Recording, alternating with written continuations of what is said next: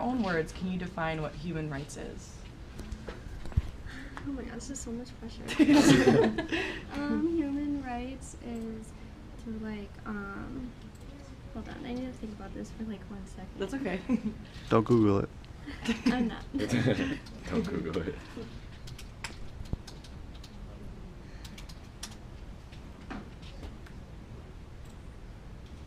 Okay, so it's like to do what you want as like your own individual person. Yeah, for sure. Do you know a way that you can protect your human rights? By standing up for what you believe in. Yeah. Nice one. Yeah. 2 more. Can you think of a time that your human rights have ever been taken away? It's okay if it's a no. No, I actually can't. Okay. No. Awesome. And then, what would be an example of a human right everyone should have? I would say, like, because of everything that's going on in society, I think that everyone should be their own individual selves and not get judged on who they are. Right. Awesome. All right. Thank you. Can you define what human rights is in your own words? I would say human rights are just the rights that people get when they're born and that they deserve all throughout their life. Their right to liberty and the pursuit of happiness. Okay. What would be an example of a human right everyone should have? I would say the right of safety. Okay. Be able to feel safe. Okay. And can you think of a time you ever had your own human rights taken away? Personally, no, but I see on the news all the time people that are getting their rights taken away. Okay. And how can your human rights be protected? They can be protected by government, possibly, and they can be protected by me speaking up for myself. Okay. Yep. Okay, so define what is a human right in your own words. Go right ahead. Well, philosophically, a human right is one that's endemic or innate in the position of being a human person. The broadest construct of that is, well, what makes humans different than any other being on the planet? And the reality of it is humans are the only moral being. What that means is they're the only being that can do multiple abstractions and actually think about what others in their position are feeling. So there's a medical and biological terminology that's relevant to that. Is the RTPJ, which is a little region right behind the right ear, where the only time that region lights up is when humans are thinking about other humans thinking. So that's the scientific justification for the fact that there are human rights in the first place. Is we're equipped, we come ready-made to do abstractions about what others like us are thinking and feeling. So the fundamental human response to other humans should be something along the lines of understanding or compassion. And the human rights then are that set of actions and activities that would then allow that to come to fruition and put people in the best possible position to always be thinking about other humans. So the fundamental rights, for instance, as they're laid out in the United Nations Declaration, the 30 points there, are all moral activities or actions that help people be the full human that they were meant to be. And we find that when those conditions are met, they're more fully able to then respond to others in human situation. And when those are deprived, you push humans to more of an animalistic existence, and they're just surviving. So human rights emanate from that basic scientific description and that basic philosophical description. We are moral beings, so that means we should be focused on others like us. Great, thank you. Sensing another person, or like, I don't know, what is abstraction? Well, that would be intuition, right? Okay. I have an intuition, I have a gut level feeling how you're feeling. Mhm. But then I do an abstraction by running through the language. In my own brain, I wonder how she's feeling. And then I can ask, how are you feeling? All of which are words, which are abstractions. So now I do an abstraction of an abstraction to formulate a plan of action. Well, then what do you need? Okay. Right, so Sure. we're the only, other animals respond to other animals and care for one another, that's clear. Mhm. But they don't ask them and then elevate it to the level of, language. So we do abstractions of abstractions. sometimes abstractions of abstractions of abstractions. When we read about how somebody's feeling, right? When we read a novel and you ever read a book and you felt like you were one of the characters in the book, your pulse starts racing, you're like, oh, yeah, that's because we have that capacity. Wow. Yeah, Cool. yeah. I mean, it's problematic because as soon as you bring up the notion of morality, that we're moral beings, some people immediately freak out because for them, morality equates to religion or a specific moral view, and that's not what we're saying. Philosophically, we're just saying moral means you are capable of thinking how the other person is feeling. Right? That's what it means to be moral. And so, like the golden rule, don't do stuff to other people that you wouldn't want done to you. It's like common sense, but in order to act on the golden rule, you got to abstract. What is it that they don't want done to them, or what is it I don't want done to me? Now you're doing that moral activity. So, Wow. Okay. What would be an example of a human right everybody should have? well, I'm going to pick from the list of Yeah. the Universal Declaration, because I'm a big fan of the Universal Declaration of Human Rights, and I'm going to start with education. I find it just morally appalling that we live in a society, the only industrialized, civilized, democratic, capitalist society that's charging you guys for your education. Like all those other countries in Europe, they understand that education is a public good, and if they would pay for you to go to school, you'd have less pressure being a student, because now you can focus on being a student and be a really good student. And two, everything you learn, you're going to turn back into society anyway, because you're going to be a better citizen and a more productive human being. So why we make you guys stress and work part-time jobs and take out massive student loans to go to school and educate is beyond my comprehension. Education is a basic human right. Every kid born has the right to be educated and to be taught to fend for themselves, to provide for themselves, and more importantly, to be a contributing member of society. So we now have $3.3 trillion in accumulated student debt, which is crushing our young people.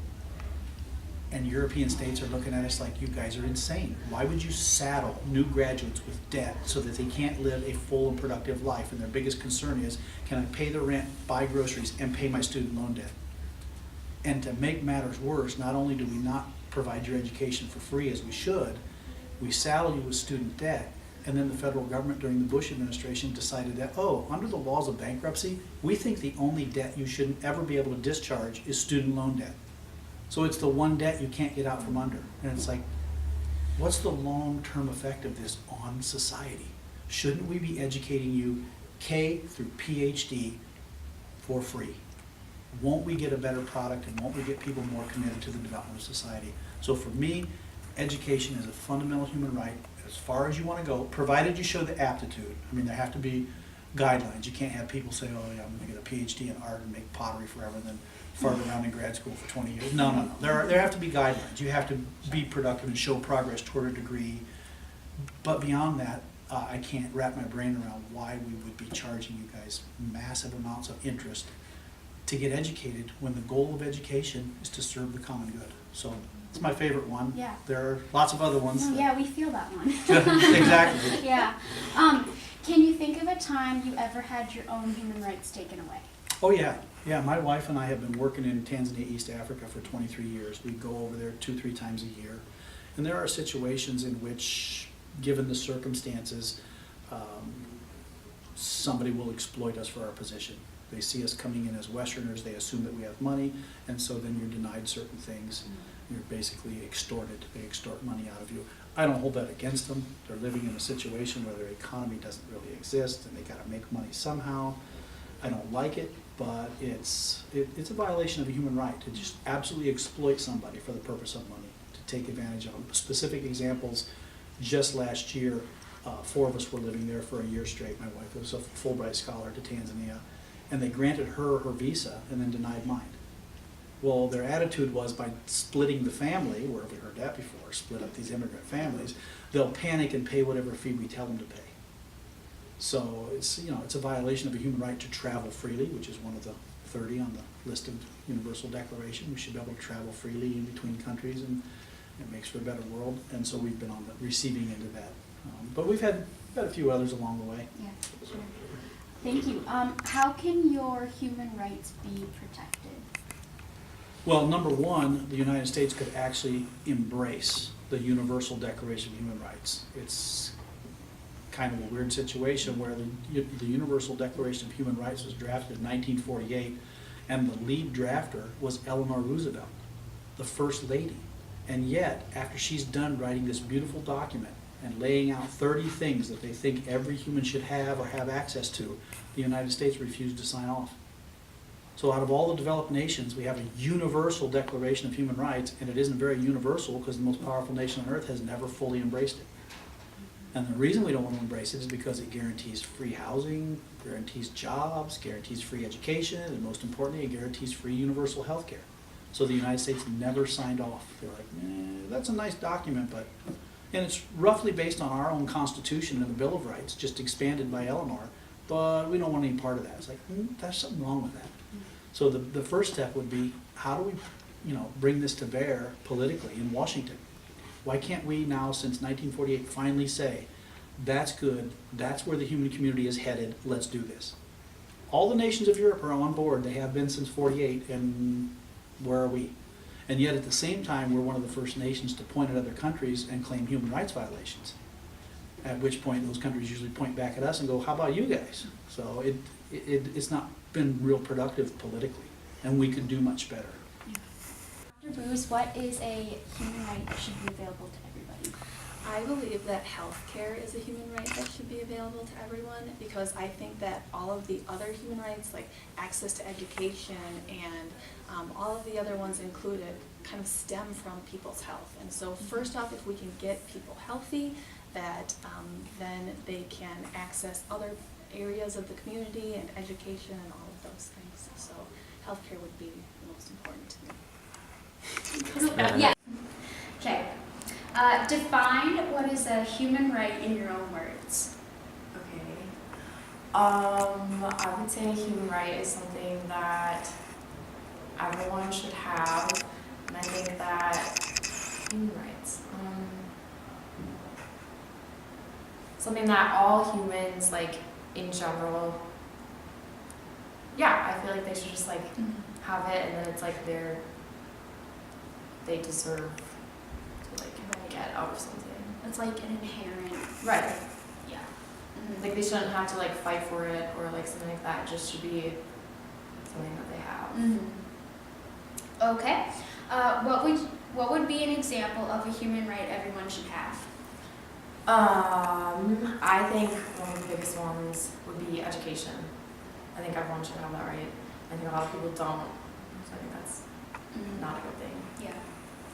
Can you think of a time you ever had your own human rights taken away? Can you think about it? My own human rights. Alright, well, I feel like, I don't know if I would qualify it as a human right, but like, and not maybe specifically me, but women in general, potentially with like job equality and stuff like that. Like that right of like having education with that, I guess, so having education and then like earning a job or earning like a position of authority. I feel like it's been a struggle, but now more than ever it's more of a right. Yeah. Sure. Okay. And last question. How can your human rights be protected? I think there are a lot of laws that can be in place so then people can be assured that they will have their rights like fought for them, and like different lawyers, I guess, can have positions that they can fight for. I think that would be a good way. Okay. Define what is a human right in your own words.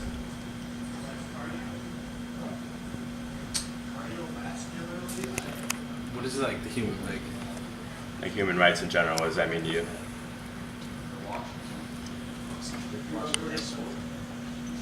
So you mean overall, like, because that could be like education and Yeah, like the whole access thing. to healthcare. Like Yeah, all of kind that. Yeah. Yeah, I would say like access to like education, healthcare, like being able to live freely on your own means without having like being discriminated by others or limited just due to your race or social economic status. I guess that'd be my final answer to that. Alright. What would be an example of a human right everyone should have? Life, liberty, and the pursuit of happiness. What was that actually right? Yeah. Yeah, just like the access to like freely do what you want, like as a citizen. And I guess not even as like a citizen, but like anybody that is in the country would just have the same access and legal rights as anybody that's born here, I guess. Okay. Can you think of a time you ever had your own human rights taken away?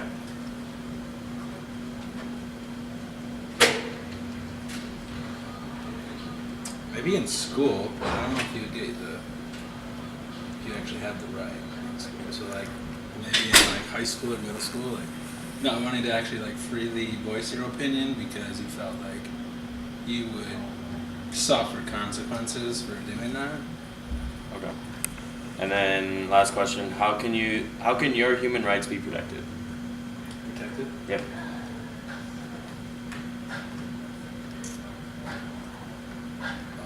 As an individual, knowing them, and then like knowing your rights, and as like a community, I would say like policies or community policies like state laws. Yep. And, Alright. Good.